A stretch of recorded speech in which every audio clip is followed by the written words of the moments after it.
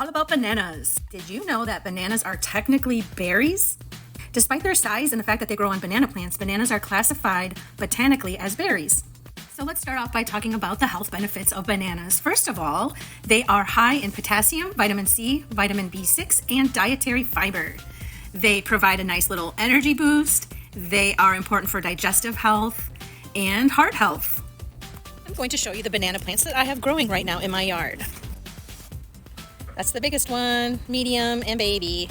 To be honest with you, none of my banana plants have had the opportunity to grow bananas before. There are different reasons why that is, but while we're out here, I want to show you a pup. This is a new plant coming off of the parent plant, and this parent plant used to be a pup. So what happened to my banana plants and why haven't I been able to harvest bananas? Well, here's one reason. And here's another reason. Candy, what are you doing? The other reason why I haven't been able to have bananas was one year I had some pretty tall ones, but then it froze and they all died, but they left pups, so I was able to regrow them. So I'm really hopeful that these plants that are growing right now are gonna give me some bananas.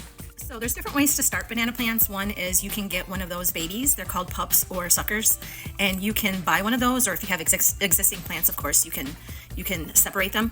But if you don't have any, you can buy a small one like that, and you're going to plant it like 2 to 3 inches deep in well-drained soil. And I don't space mine 10 to 15 feet apart, but that's recommended because under the ground they will have things that allow new ones to come up. So it probably is good to have space between them because more and more plants will be coming from the original plants if you're lucky. Banana plants need at least 6 to 8 hours of full sun. When they're little babies, they might not need as much, and they might need to be in partial shade. For example, when I got mine, when they were pups, I put them in containers and I left them in the shade and let them get bigger for a little while, and then I planted them out in the sunnier spots of the yard. They grow best in zones 8 through 11, and the ideal temperatures for them is between 78 and 86 degrees Fahrenheit. They love a lot of water. I'm in zone 10A. It used to be 9B, but now it's 10A. And we haven't had a frost in a couple years, but when we did have a frost, all of my banana plants died. So you have to be careful. If you have a frost, you got to try to protect them somehow. It's best to plant them as early in the spring as possible so that they have more time to get big and mature and bear fruit. Or if you live in a place where it doesn't freeze, you could plant it anytime during the year. They take 9 to 18 months to produce fruit, and when your banana plant starts flowering, the bananas will usually be ready for harvest like around 80 days later. They love water. The one that I just showed you was about half that size a month ago, but we've been getting a nice downpour almost every day, and it has doubled in size this month. They really love water and they love nutrients. It's good to give them some fertilizer every month if your soil is not very rich.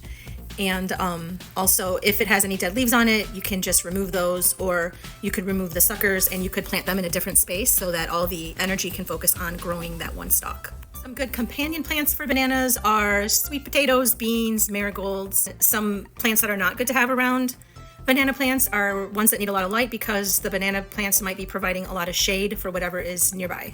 Banana plants don't need pollinators, but butterflies and bees are not harmful.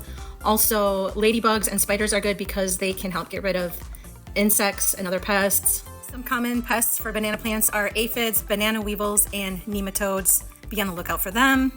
You should check your plant for disease and remove any dead parts like dead leaves and pups, and make sure your soil is very rich, very rich. Organic is the best, and it should be well draining. Fun fact, did you know that bananas float in water? They are less dense than water, so that is why they float. If you're fortunate enough to have some bananas grow, you can harvest them when they are plump and slightly green. You'll cut off the whole bunch from the plant and you can hang it in a cool, dark place to ripen a little bit more. And then that plant won't produce any more bananas, so you can even cut that stalk down. But hopefully you'll have some pups left behind to start the process again. There are different ways that you can preserve bananas. I usually freeze mine because I love to use them in smoothies. But if I had a whole bunch of them around me, I would probably try to dehydrate them and maybe even powder them so I could put them in smoothies easier and they take up less space. So if I need any freezer space, that's probably what I would try doing. And you can even can them. You could make banana jam. I've never had that, but that sounds so good. Let me know if you tried any of these things in the comments. So if you have the right temperature and you have space, I highly recommend that you plant some banana plants, keep them away from your dogs, and They're the gift that keeps giving. So if you want to help your neighbors, you could share your pups with them and everybody can grow bananas in your neighborhood.